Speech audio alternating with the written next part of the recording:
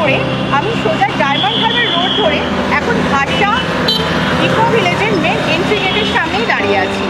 এই প্রজেক্টে আপনার একদম বিসাইড স্বামীনারায়ণ মন্দির এবং সেঞ্চুরি প্লাইউড ফ্যাক্টরির 3 নম্বর গেটের ঠিক অপোজিটে। এবার আমি আপনাদের প্রজেক্টের ভেতরে কতটা ডেভেলপমেন্ট এগিয়েছে সেটা দেখাবো। তো চলুন দেখে নেওয়া যাক।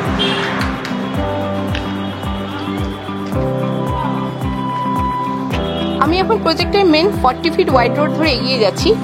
এই সেকশনটা আমাদের পুরো বাংলো সেকশন থাকছে।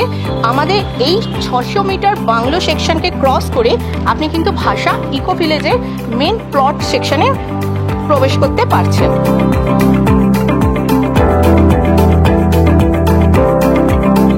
আমি এখন ভাষা ইকো ভিলেজের মেন 20 ফিট রোডের উপর দাঁড়িয়ে আছি।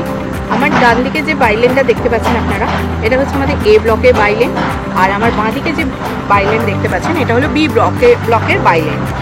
আমাদের এখানে 5টা ব্লক আছে, A B C D E.